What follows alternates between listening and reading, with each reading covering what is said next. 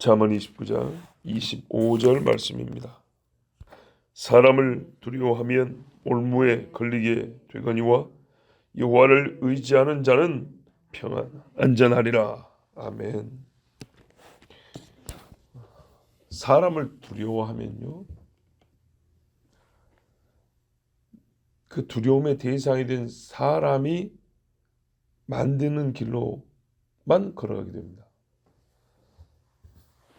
학교 다닐 때 소위 그 반에서 좀 힘 좀 쓴다는 애가 있고요. 꼭 거기서 이 뭐라 그럽니까? 그냥 속된 표현 꼬봉이라 그러죠. 그 절절 따라다니면서 그 힘쓴 애가 떨어뜨리는 부스러기 주워 먹고 사는 그런 애들이 있어요. 여자 학교도 있습니까? 있었겠죠.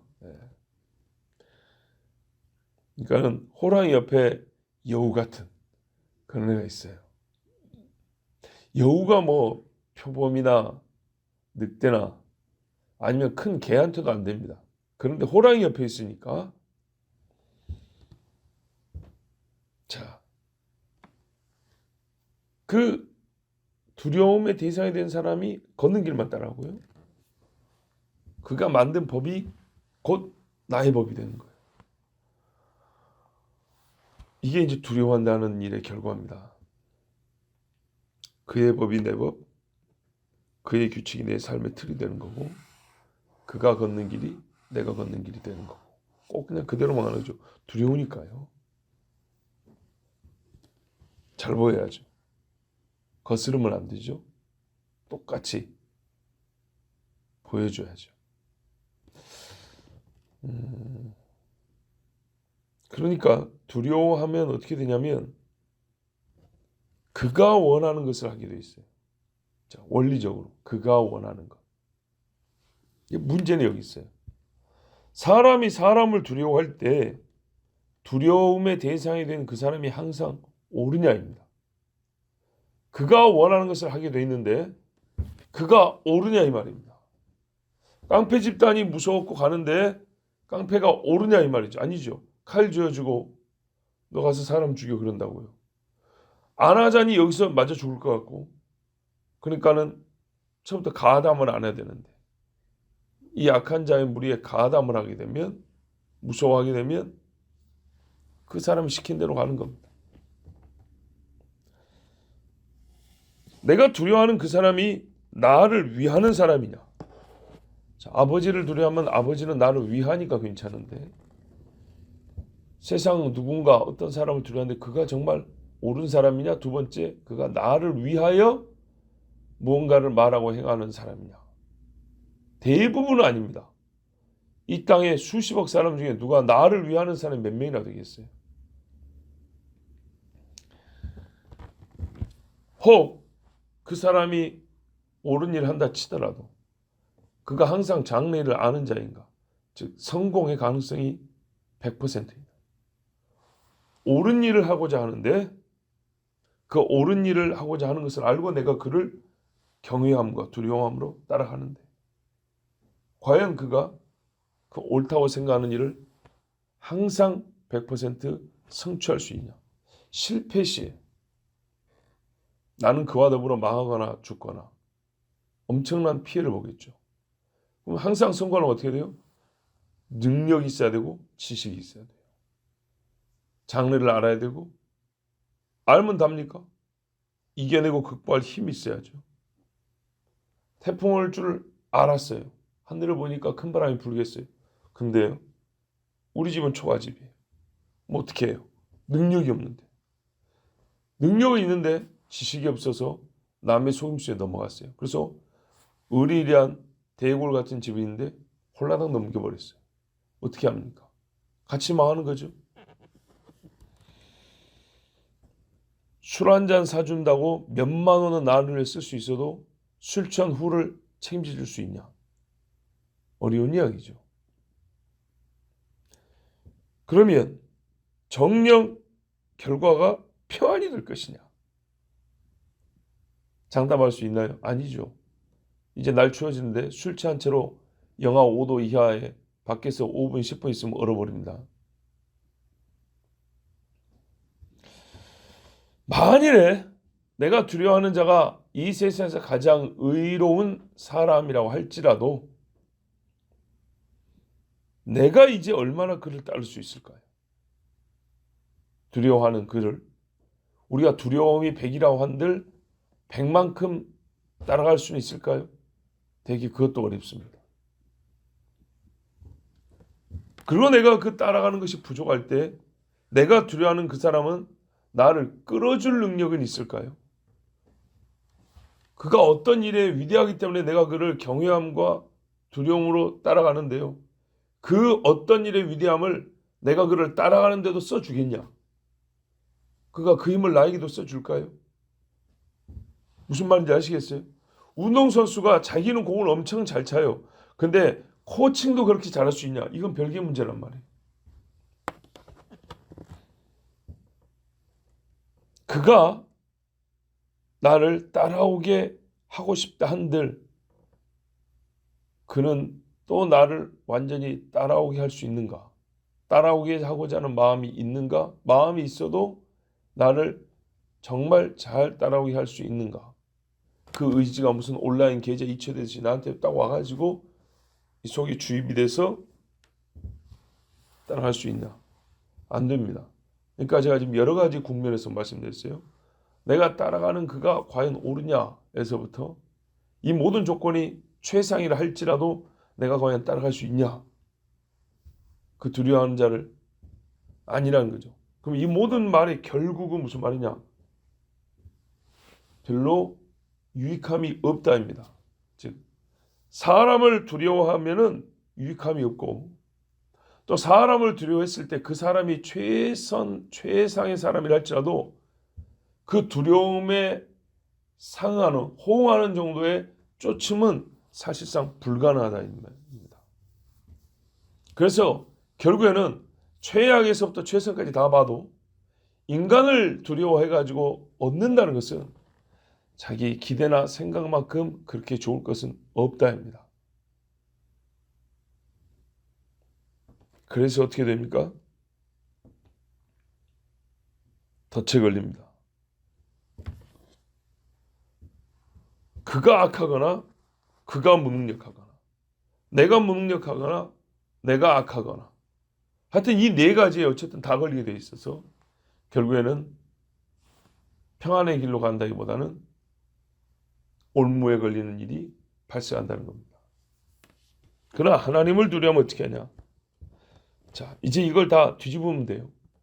내가 두려워하는 그분이 온전히 거룩하시고 완전히 의로우신 분입니다. 그런데 그분을 내가 두려워해버립니다. 그럼 어떻게 해요? 나는 그분의 눈앞에서 떠나는 일을 하지 않습니다. 그분의 법 밖에서 행하지도 생각하지도 않습니다. 그리고 하나님은 자기를 두려워하는 자를 선한 길로 인도하실 의지를 갖고 계시고 생명의 길로 이끄실 능력이 있습니다. 그래서 나는 부족해도 나의 부족함을 하나님이 채우시고 끝내 하나님이 원하시는 바대로 딱 성취하고 내가 그 자리에 서게 합니다. 대표적인 사건 뭐 복잡한 게 아닙니다. 우리가 구원받음을 한번 생각해 보세요. 너무 쉽죠.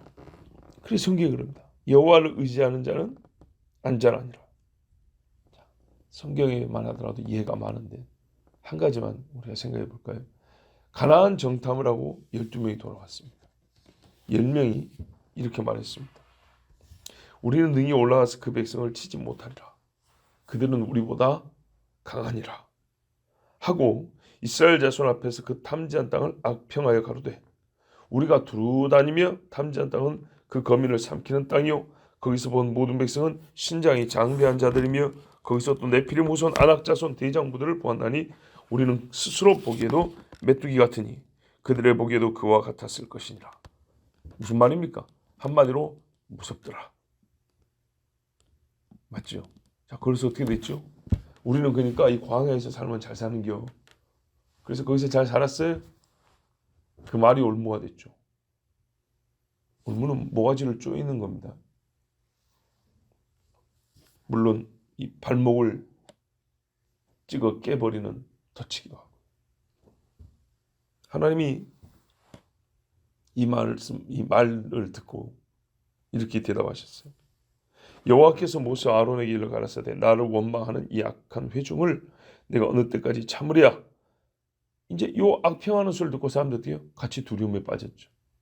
그래서 광야에서 살다 죽었으면 좋았을 것을, 아니면 애굽에 있었으면 나았을 것을, 이제 막 별별 소리를 다 하면서 모세 아론을 죽이려고 그랬어요. 이스라엘 자손이 나를 향하여 원망하는 바, 그 원망하는 말을 내가 들었노라. 그들에게 이르기를 여호와의 말씀에 나의 삶을 가리켜 맹세하노라. 너희 말이 내 귀에 들린 대로 내가 너희에게 행하리니 너희 시체가 이 광야에 엎드러질 것이라. 너희 20세 이상으로 계수함을 받은 자 곧 나를 원망한 자의 전부 하나님은 원망하고 사람을 두려워 여분네 아들 갈렙과 눈의 아들 여호수아 외에는 내가 맹세하여 너희로 거하게 하리라 한 땅에 결단코 들어가지 못하리라. 아멘. 설명이 필요합니까? 아니죠. 오늘 말씀 그대로 실제가 되었습니다. 이 10명과 또 그들과 똑같은 마음을 가졌던 회중은 다 죽었고요. 여호수아와 갈렙 하나님을 두려워하고요. 자기 눈앞에 있는 백성을 두려워하지 않았어요. 거기서 옷을 찢고 그냥 막 소리쳤어요. 성경에 보면 자세히 나옵니다. 갈렙이 그냥 옷을 찢으면서 아니라 하면서 뭐 외쳤던 이야기가 나옵니다. 이게 상대가 되는 이야기입니까? 수십만이 앞에 있고 딸랑 두 사람인데. 그러나 이렇게 사람을 두려워하지 않고 하나님을 두려워했으므로 가나안 땅을 돌아다닐 때도 저 같들은 우리 밥이다 이랬고요.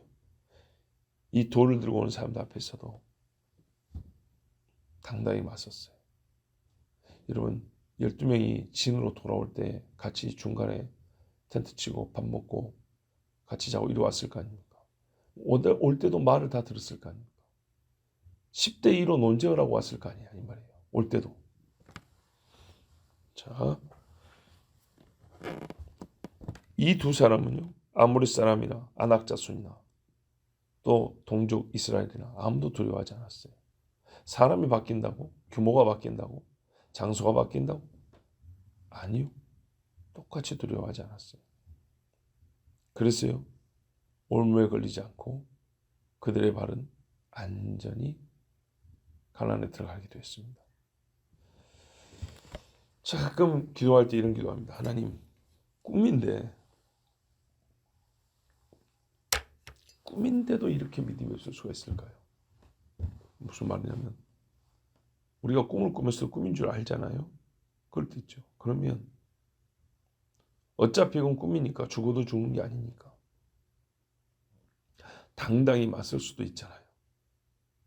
근데 희한하게 꿈인 줄 알면서도 무서워서 도망가고 숨고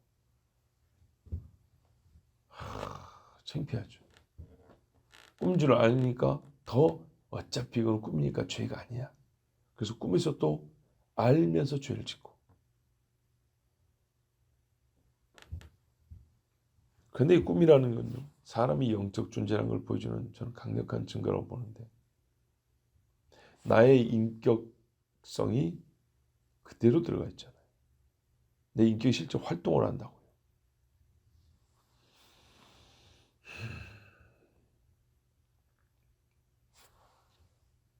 꿈이 보여주는 게 어쩌면 우리의 실상일 수 있습니다.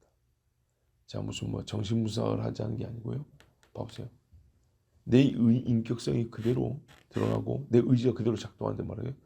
꿈인데 뭐 어때?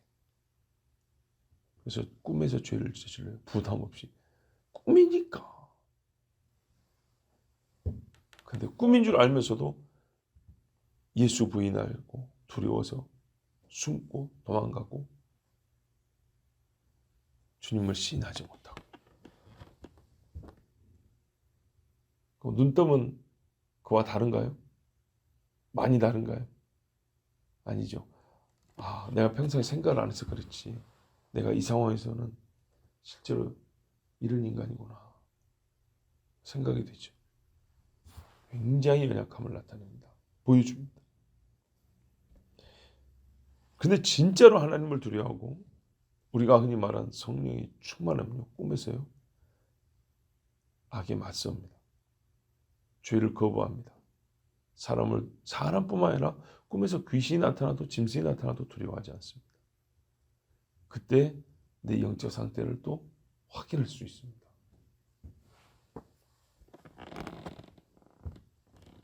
그런데 우리 실제 생활에서는 어쩔까요?